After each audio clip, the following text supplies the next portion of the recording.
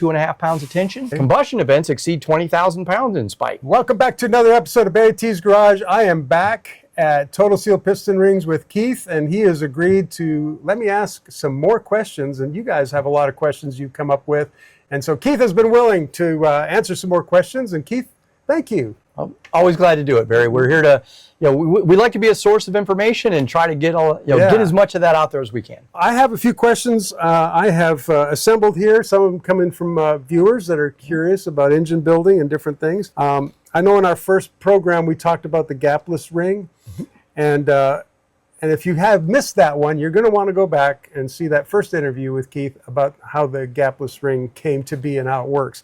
Are there other piston rings that you guys have? I know you make all kinds of rings, but are there any other kind of technology within the piston ring world that you've also worked on? We do a lot with materials and coatings like we talked about, but one of the newer ones that we've developed is what we call a gas-ported piston ring. Okay. And the racing engines, this piston, I'll actually kind of peel this off of here. Okay. If I can. This is kind of a nasty, sooty old thing. Yeah. But if you look at it, if you can see it, there's little holes drilled in that piston. Yeah, right. And those are what are called gas ports. Yep. And in racing engines, we're dealing with a lot of compression, boosted engines, turboed engines, very, very popular today. Everything's got to have a turbo on it. Sure. If you don't have 1,500 horsepower, you're a wimp.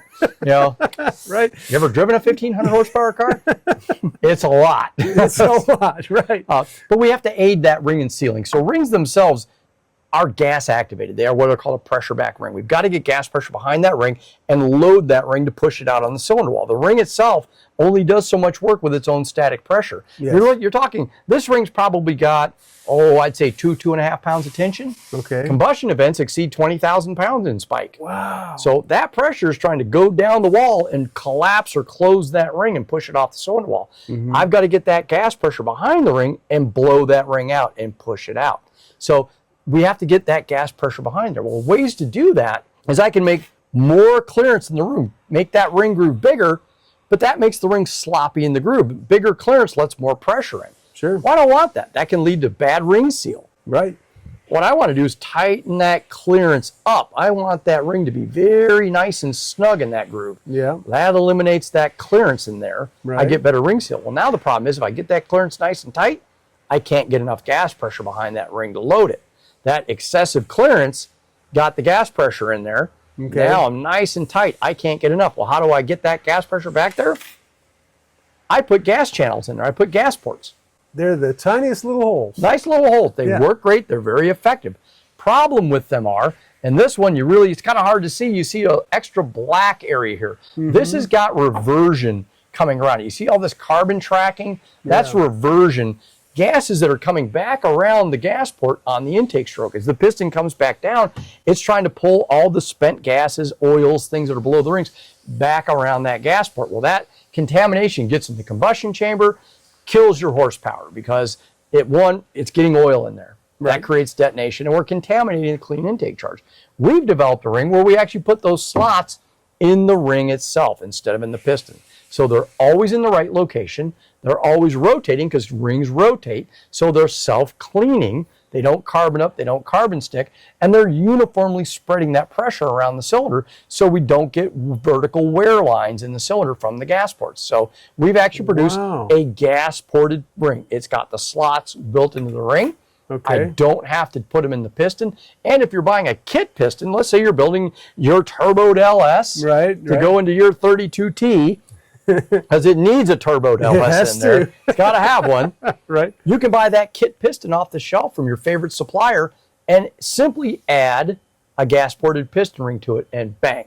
You've got all the advantages of gas ports, none of the disadvantages of gas ports, and you bought an off-the-shelf kit piston, saved yourself $1,000. That's crazy. So that's one of our latest ringing inventions. That is really great. Okay, now you mentioned forced induction, right? Turbo superchargers. Everybody's got to have it. Okay, so how has that affected piston rings in the world of piston rings? Well, we've got to look at the materials. So what ends up happening when we're putting more atmospheres into that combustion chamber, right? We're dealing with a lot more heat, a lot more pressure, detonation, things like that start to become a problem. We've got to be very careful. Yes. So one of the questions that we talked about is molybdenum. Moly's been around forever. It's a natural element. Okay. It really started becoming popular in piston rings back in the 1960s. Moly's a great coating, but the problem is Moly doesn't stick very well to a piston ring. So if you're in Dad's 70 Chevy pickup truck at 8-to-1 compression, detonation's not a problem. Moly's a great thing. Sure. But now we take that LS, we put 15, 20 pounds of boost on it, we're making 1,000 horsepower. Guess what? The detonation becomes a real concern. Right. If you had a Moly-filled ring in there, it's very easy to rattle that engine, pop the Moly out of it. Moly doesn't stick very well. Okay. So that's why we don't use Moly on these kinds of modern engines, because detonation, they run in a knock condition, can really become a problem very quickly. We go to a steel-based piston ring that'll handle the heat, handle the temperature, and we use a PVD applied coating, physical vapor deposition, like chrome nitride, very common coating, gets used a lot on, say, like valve stems. You buy a stainless steel valve, guess what? Stainless steel is very soft material. It's very gummy, it's very sticky. That valve's coated with chrome nitride. That's what's actually, when you pick that valve up and look at it, you're not looking at the stainless, you're looking at the chrome nitride that's on that which valve. Is very hard and very durable. And we use that on our AP steel ring sets. So if you're in a forced induction or power adder engine, you need to look at a steel ring, not a Moly coated iron ring. Definitely not right for what you're doing. Now, going back to manufacturing, you guys are a manufacturer. Oh, yeah. That's what we do. Doing. Yeah. Tell me what has happened in the last, recent times, maybe the last 10 years with technology. How has that affected manufacturing? Well, there's a lot of really nice equipment that you can buy out there. And very fortunately, this company has invested heavily. They literally spent millions in the last couple of years on what I'll call, we were state-of-the-art. What we've got now, this is beyond state-of-the-art. Fully automated, fully robotic manufacturing capabilities. Oh, wow. That machine only takes 3 people to run all day, and it does thousands of parts. CNCs like they're going out of style. I mean, they have invested in absolutely state-of-the-art machines that allow us to run what's called lights out. We can run 24/7. Is that right? Absolutely. So heavy investments. But from the ring side of it, it's material and coating. There's ring material. To use the word aerospace technology, that there's stuff that's out there that has been around. Is it new? No, it's technologies that have been around since the 50s and 60s. Right. Let's look at the SR-71 Blackbird. Look at how outrageous that thing is. It was built in the 50s. There's crazy technologies on that thing that are over 60 years old. And a lot of that technology is just starting to come to the real world, to the regular world, I should say. Right. So there's material technologies that are becoming available to us that weren't available just a couple of years ago. Tremendous amount of coating technologies that are become available to our world that weren't available 5 and 10 years ago. And those are the really big strides. I mean, manufacturing capabilities that let us hold, 0.5 zeros in a digit. We're holding tolerances to the millionth of an inch, but coating technologies and material technologies are really the big advancements. And again, it's not that it wasn't out there before, it just wasn't available. And now it's becoming available. 71, 72, something happened in the car world where the emissions question came up. Well, in the early 70s, absolutely nothing. We went from net horsepower ratings to SAE corrected horsepower ratings. A lot of things that changed. Yes. But from a ring point of view, really nothing. At that time, the primary ring set was a 5/64, 5/64, 3/16. Moly top ring, cast iron second ring, 3-piece O-ring. And that really didn't change. Just kept going on, huh? Until the advent of the LS. Really? That's when things started changing. So you started getting into the 90s, and I'll call it very late 80s, kind of early mid-90s, we started to see ring technology start to change. And what changed it was the CAFE ratings of the government.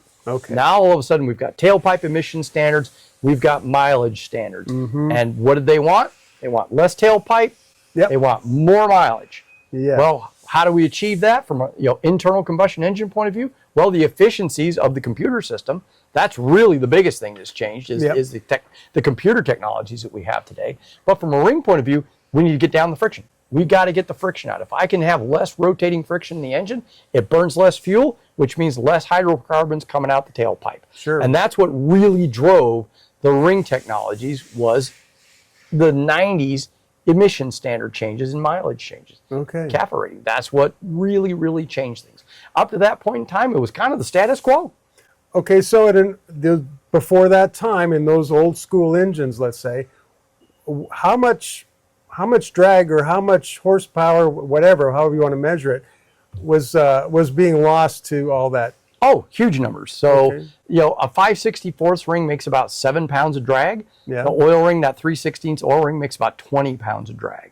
So, a modern full-on racing ring, 0.5, 0.6, 0.7 millimeter makes less than a pound of force. And we're Really? producing oil rings that are only 3 and 4 pounds of force. So I can say this, you could take that one oil ring and take the whole engine's rotating assembly today, and it doesn't make as much tension as that oil ring did. A modern racing engine today, Really? you can literally turn it over, no tools. Now, that's not for everybody. That's not street stuff, folks. No, That's that's the racing. full-on dry sump, pulling a vacuum, racing engines of today. But Okay. that same type of technology is in the modern engines. A modern LS engine Yeah. runs ring stacks as thin as 1.2, 1.2, 2 millimeter. Yeah. So we've got oil rings that are 7 pounds of drag versus 20 pounds of drag. Okay. Compression rings that are maybe 2 to 3 pounds of force versus 7 and 8 pounds of force. And they're Okay. dry. Now, keeping in mind, again, we're back to clean sheet of paper engines Yeah. that are designed around these rings. Can I Okay. add some of that technology to the old school engines? Yes, we can, but we have to do it in moderation. That's going to be my next question. We can do that. We can do a 5/64 piston and put spacers in it and put metric rings in there to reduce the compression ring tensions. Okay. We can do that, but we have to watch oil ring tensions. We can't go too low. In our previous episode, we talked about strokers. Yes. And just because you can stroke it doesn't mean you should stroke it. But what happens when we stroke it is we're throwing more oil around in the engine. And it's the ring's job to scrape that oil ring back down to the sump. One of the things that affects that is bearing clearances affect that. Rod side clearances affect that. They're, bigger clearances in the bearings, bigger clearances in the rod, throwing more oil in. And then we compound that by adding a high volume oil pump, putting Right. 25% more oil volume in there. So we're flooding the engine with oil, and then we want to put a 10-pound, 3 millimeter oil ring in there. Oh, and by the way, I stroked it, pulling the piston out of the bore. I get an oil burner. So we can do all these things, but we always have to be mindful of what we're doing. What size is the oil pump? How much stroke are we putting in it? How light are we running the oil ring? And if you're not confident with that, reach out. We'll help you. We'll Okay. give you free advice. That's awesome. Yeah, we're here to help. It doesn't do us any good to sell you a ring pack that you're not happy with, Okay. because it's wonderful when people compliment us, but people by nature don't give out compliments. They like to complain. Yeah. So I sell you a ring pack that I know is wrong for what you're doing, and you have an oil burning problem. Those oil Total Seal guys, Yeah, right. people like to badmouth it. We Okay. don't want that. We want to make wanna sure help, that yeah. you get the right package for what you're doing, so that you go, oh, those Total Seal guys, they help me out. Right. That's right. Okay. My next question is the first thing you do after you build your engine, I guess, is break in. Oh yeah. So how, everybody talks about cams and, Okay. different, all those things. What is break in, if anything? Is there anything involved as far as piston rings go? Oh, Break-in? absolutely. Break-in's critical. Okay. Tell me. What does that mean? Break-in is the period of time where we're wearing the imperfections out. As good as we machine everything and as good as we manufacture everything, they're still not absolutely perfect. Right. It's like lifters to a cam or brake pads to a new rotor. Right. They have to have a wear-in. They got to have a get-to-know-you period. Right. And break-in is that period. So Okay. things that you have to be real careful with during break-in. One, we talked about breaking that cam in. Right. Okay, rings don't like unloaded runtime. They don't like an engine sitting there running for 30 minutes with no load on the engine. A Okay. flat tappet cam appreciates it tremendously. The rings don't. Okay. They So- have opposite preference. No, they absolutely Okay. do. All right. We'll talk about that. Okay. So we want to get a load on the engine as quickly as possible. Okay. Now, granted, I probably haven't used a flat tappet cam in 25 years, but when I broke my flat tappet cams in, who says I have to do it sitting in my driveway? Right. I drive the car. Okay. I crank the idle up so it doesn't idle too low, and I Right. take it out and I drive the car. Right. It loves it. Why? Because it's got air coming across the engine, it's got air coming across the radiator, air going across the exhaust system. I'm not sitting there with cherry red headers glowing in my garage trying to Right. break a camshaft in. So who said you got to do it in your garage? Okay. That's one thing. But we want to get a load on the engine as quickly as possible. Other things that we have to watch. You want to piss off a fresh engine, Right. do it by running too much fuel through it. You will fuel wash the cylinders, meaning you're diluting the oil and the oil can no longer lubricate, and we're burnishing the cylinder wall. That is bad. The only way you're going to fix it, it almost never hurts the rings, but it ruins the wall and you're going to have to rehone it. So these are important things. Other important things, use a proper braking oil. Okay. Diesel oil is not a proper braking oil for a gasoline engine. Okay, good. Okay? You are not an oil chemist. Do not put additives in your oil. The oil chemists do that. Right. Sorry, I'm getting a little preachy. I deal with this every day. I had a gentleman this morning used a diesel oil to break in his engine and added the ZDDP package, and he wonders why he's having problems. He's got an oil that's already got too much of the wrong stuff in it to begin with, and then added more. Yeah. You don't need to do that. Buy a quality break-in oil. We use a lot of them here. I can tell you this, the guys at High Performance Lubricants out of Illinois, David and his team, absolutely phenomenal. All in-house labs, in-house blending facilities do a great job. The guys at Driven, they do a great job. Use a proper braking oil. Giving my good friend Lake Speed a plug. Go check out his website, Speed Diagnostics. Yeah. Breaks down and tests an entire gamut of braking oils.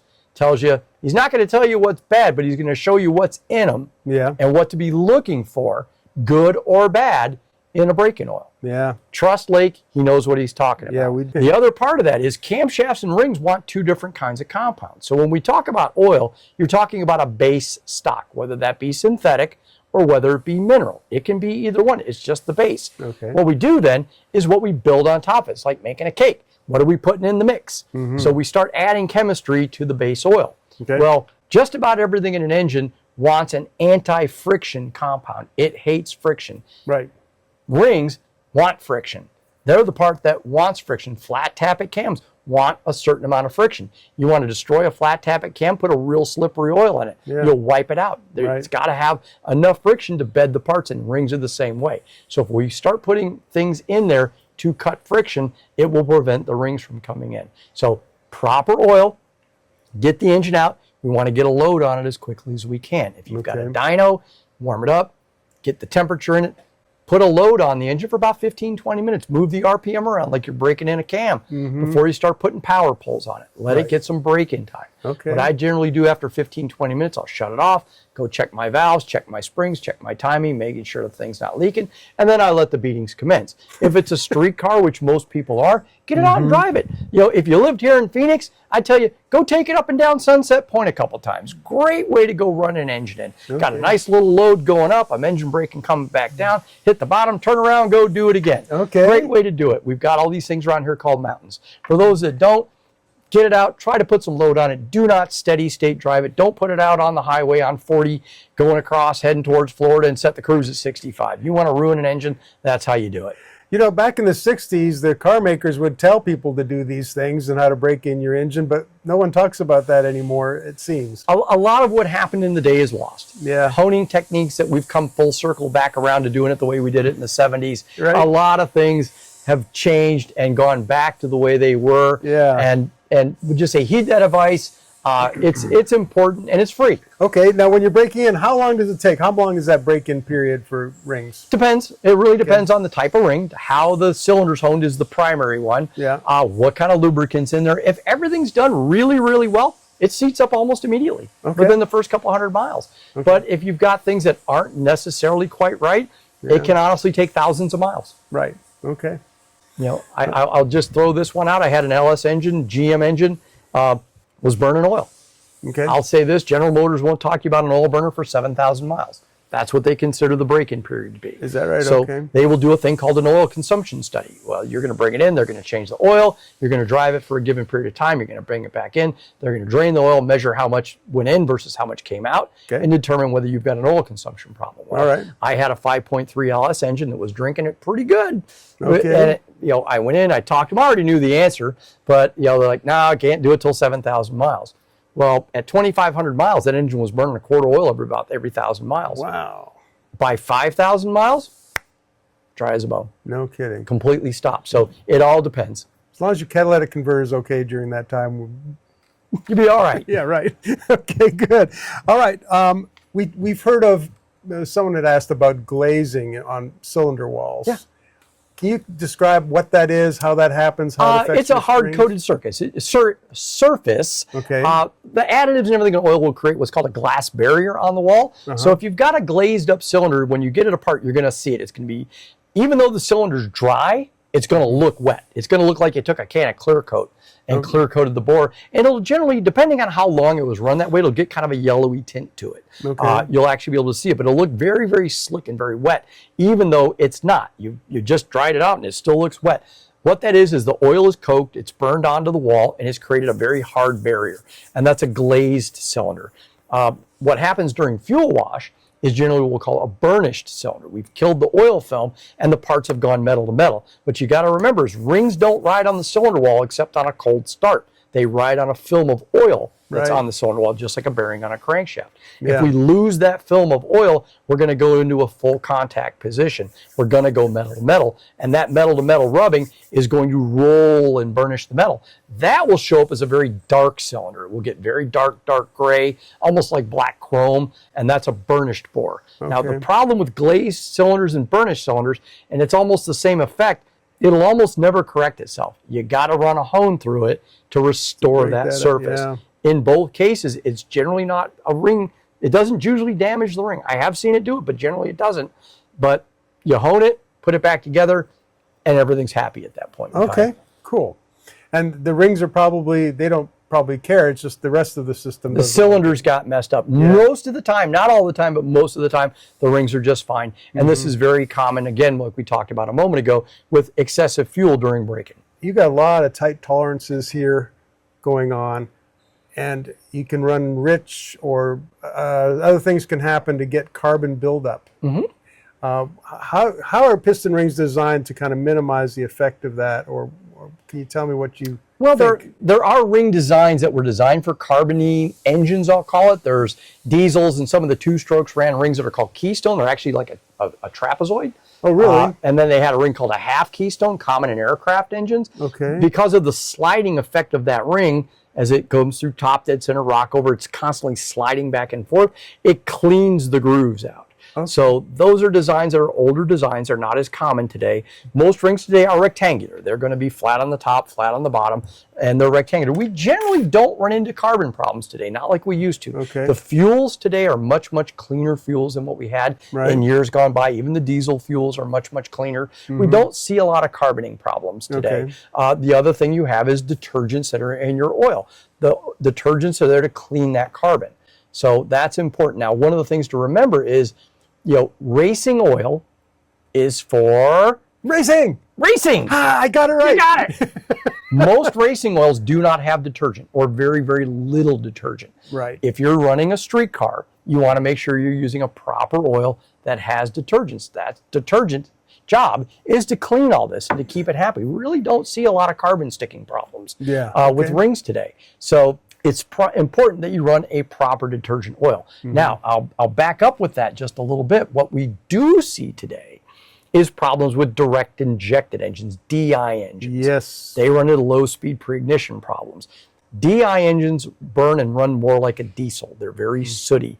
And where I do see carbon sticking problems today is with oil rings on some of the DI engines. They'll get stuck.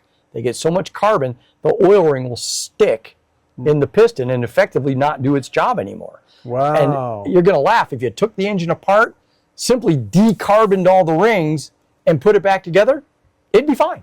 The oil rings are just stuck. But what the factories have done is created new generations of oil. They realized that the detergent packages from the old carbureted, us old dinosaur guys, our old Valvoline VR1 didn't have the right additive package for the DI engines that are out today. Hence GM with their Dexo spec oils, BMW, Ford, they all have oils that are designed to their spec to combat the carbon problems with the DI engines. So very important, if you're running direct injected, make sure you use oil that is for that engine. Very, very important. The other part of it is change it often, keep it clean. Just because they say, oh, you can go 10,000 miles on that oil, don't do that. Change that oil just like you used to in the old days. keep it clean, make sure to use the oil they have, and you won't have those problems. Okay. But that's where we generally see carbon issues today. Okay, yeah, those are in the cars that we're driving during the week. Those are the cars you're driving back and forth, not the ones you're running on the weekend. That's right. Okay, and this is probably my last question for this segment here, but going back to assembly of the piston rings, what kind of lubrication do you recommend, and how, like when you're putting those things on, or nothing? What do you do with? Less is more. Less is more. Less is more. So what I don't want to do is the old days that our fathers and our grandfathers and their great-grandfathers and great-great-great-grandfathers told you, take that thing, get your bucket of 30 weight, dump her in, Right. put it in, take that bucket, dump it in there. Right. You want to glaze up a cylinder, that's how you do it. Okay. Okay, the oils today aren't the same as the oils from the old days, so they'll leave those deposits. So what I do today, we're going to clean our engine, clean. Cleanliness is next to godliness, as they say. Right. We want that thing clean. I am going to use a light oil-based assembly product in the cylinder. We have two different assembly products for the cylinder. We have a dry film lubricant called Quick Seat. I'll generally use that in the bore. Again, it's a dry film. Little goes a long way. Very thin, very light coating. I'll put that in the bores. That is there. It's going to fill the crosshatch in and then slowly work its way back out as the engine's breaking in, keeping all these parts lubricated and preventing that wear problem, that we have that scuffing problem. So I'll use the dry film lube called Quick Seat. Very thin, very light coating of Quick Seat on the bores. Then we have a liquid lube called AL8. It's 8-ounce bottle, AL8. Assembly lube, 8 ounce. Very thin coat of AL8. I'll take that AL8, little on my fingers. I wipe that skirt. I'll take that ring with a little bit of what's left on my fingers, put that on the ring, put it on the piston. Yeah, that's it. That's it. Okay. I don't use any heavy greases or pastes. No wheel bearing grease? No wheel bearing grease, no lithium grease, no Moly lubes, none of that. No STP? No STP. I want to use a light oil that's going to dissolve and disperse into your braking oil correctly. If I go and we'll say glob this thing all up full of these heavy greases and pastes, well, guess what? Where does it go? Goes into your braking oil. Yeah. We've just destroyed the braking oil, so very light lubricant. Now, I will say this. If I'm breaking a flat tap at Cameron, yes, I use the Cam manufacturer's lube. Right. I will use a high-pressure lubricant on things like push rod tips, very high stress load points. Yeah. I will use that there. But I'm going to pre-oil the engine before I fire it. Yep. I'm going to do a less is more. Again, I'll go back to, remember, we all bought the drip tray. Yeah. I don't need a drip tray. If it drips, I use too much. Okay, fair enough. That's good. What's the best way for people to learn if they have questions? And I guess there's a way to contact you guys here, but also in general, do you have any resources that are available for people to learn about? Absolutely. We've got a YouTube channel. Okay, good. Tremendous source of information. We've got lots of videos, lots of explanations about cylinder honing, ring and gapping, checking your parts. I mean, there's literally hundreds of videos up on our YouTube channel. Awesome. So go to our Total Seal YouTube channel. It's a tremendous resource. But the other side of it is go to our website, totalseal.com. There's links to all the videos. They're listed there as well. And all of our email addresses. I'm not the only guy here. All of our email addresses on there. Drop us an email and we'll gladly answer your question to the best of our knowledge. Or if you've got a unique application or something you can't find parts for, drop us an email. Right. We'll do our very best to figure it out for you. We will get back to you. Might take a day or two. It gets kind of busy, but we will get back to you. Well, that's a great way to end it here for today. Keith, thank you again for joining us here and giving us some great lessons and information on piston rings. And again, I'm going to remind you guys, go to Total Seal Piston Ring, go to totalseal.com and check out all the other educational videos there. That's going to be great. And I thank you for all your questions on piston rings and other things on old cars and hot rodding. And we'll see you again on the next show.